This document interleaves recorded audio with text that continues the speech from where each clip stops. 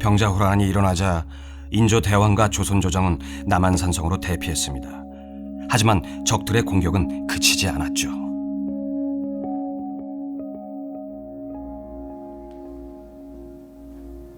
나 정명수 청나라 칸의 직설 가져왔다. 정명수, 본래 조선의 관노였다가 청나라로 귀화하여 황제의 통역관이 된 입지전적인 인물이었죠. 병자호란 때 조선과 청나라 사이에 연락책으로 오가던 그는 철저하게 청나라의 이권을 위해 일했습니다.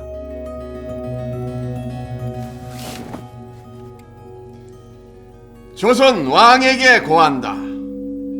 죽고 싶으냐? 그럼 지금처럼 산선 속에 처박혀 있어라. 살고 싶으냐? 그럼 얌전히 나와 내게 무릎 꿇고 절해라. 내 이놈 정명수, 너는 조선 사람이다. 그런데 어찌 오랑캐의 앞잡이가 된단 말이냐? 내 아버지는 관노였어. 관악 건물을 짓다가 떨어져 죽었지. 내 어머니는 내 여동생을 낳다가 산욕으로 죽었지. 그리고 그 여동생은 얼어 죽었지. 아버지를 묻고 어머니를 묻고 여동생을 묻고 그리고 난 울면서 국경을 넘었어. 그리고 국경을 넘던 날 난 이 조선도 묻어버렸어. 내 마음속에서. 그러니 이 나라는 너희들 양만들 나라지 내 나라는 아니야! 전하, 이것이 백성들의 마음이옵니다. 백성들은 그저 자신의 일을 하고 자신의 가족을 건사하면서 사람답게 살고 싶을 뿐입니다. 그 소망을 지켜주는 것이 전하와 조정이 해야 할 가장 큰 임무이옵니다. 지금 오랑캐와 손을 잡자는 말이오? 손을 잡자는 게 아닙니다. 무릎을 꿇으란 겁니다. 그럼 전하를 오랑캐 우두머리 앞에 무릎 꿇게 하겠다는 거요? 손잡자고 내민 손을 뿌리친 대가로 이제는 무릎을 꿇어야 할 것입니다. 호미로 막을 일을 가래로 막게 된 셈이지요. 전하, 최명길의 말이 심히 불충합니다. 당장 목을 치소서. 전하! 소신의 목을 치시옵소서. 다만 청나라와 하친을 하여 조선을 지키시고 백성을 구하소서. 불충함이 끝이 없소. 전하, 조금만 기다리면 명나라가 우리를 도우러 올 겁니다. 외란 때도 조선을 도왔던 명나라입니다. 결코 시디를 버리시면 아니 되옵니다. 아참, 명나라라고 하니까 생각나는구만. 명나라 장군 2명이 우리 청나라 투항에 왔어. 엄청난 대군을 이끌고 말이요.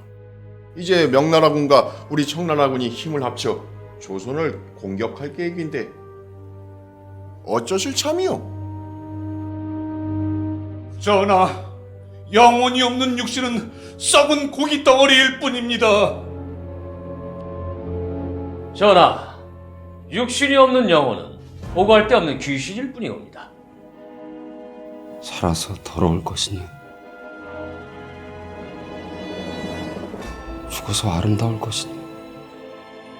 전하, 소신이 작성한 항복문서의 초안이옵니다. 검토하시고 부디 받아들여 주시옵소서. 절대 불가합니다. 이런 치욕적인 문서는 결코 세상에 내놓을 수 없습니다.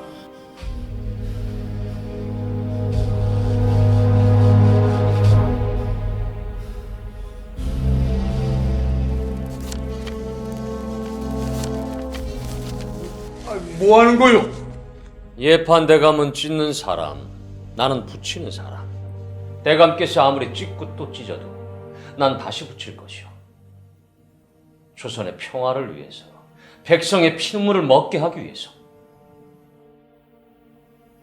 백성의 피. 그러하옵니다, 전하. 백성들의 피를 잊지 마소서. 백성들은 전하의 자식들이옵니다. 더 이상은 그 자식들이 피를 흘리지 않게 하시옵소서. 그대 말이 옳다.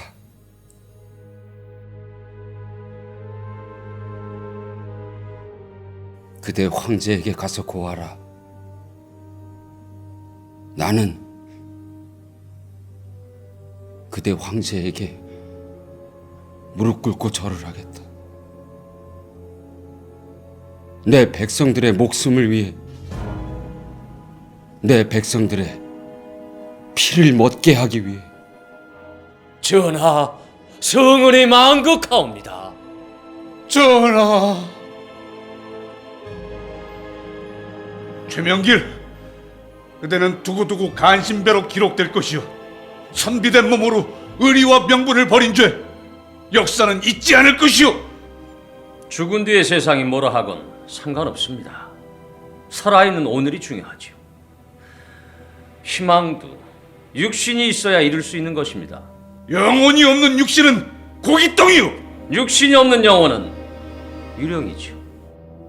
저승에서 유령으로 사느니 차라리 이승에서 고깃덩어리 사는 게 더 낫습니다.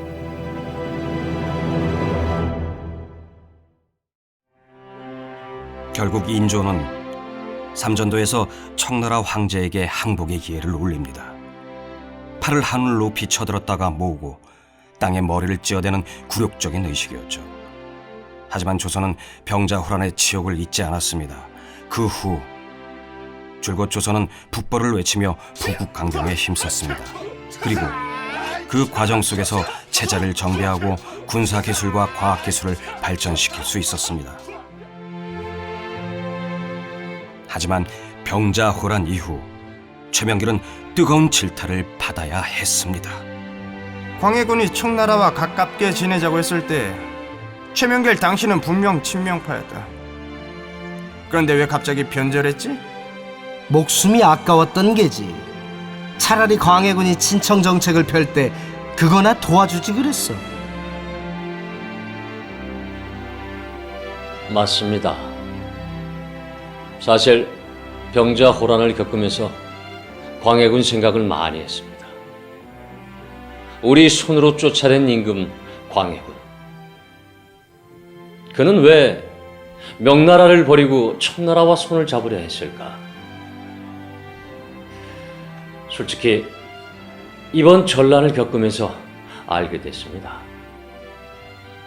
선비는 사상가로 머물러도 됩니다. 하지만 정신은 다릅니다. 행정 앞에서는 소처럼 성실해야 하고 외교 앞에서는 여우처럼 영리해야 합니다. 또한 국익을 위해서라면 장사꾼처럼 열심히 일해야 합니다. 그렇다고 해서 김상한을 비난하지는 않습니다. 정신이 장사만 하려 든다면 누가 정의를 지켜줄까요?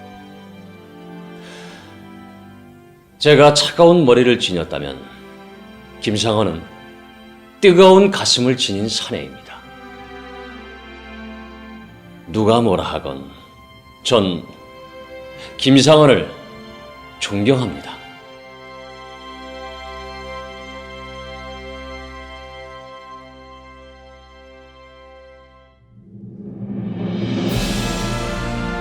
자, 여러분은 병자호란의 소용돌이 속에서 첨예하게 대립했던 적합파와 주합파의 입장을 들어보셨습니다.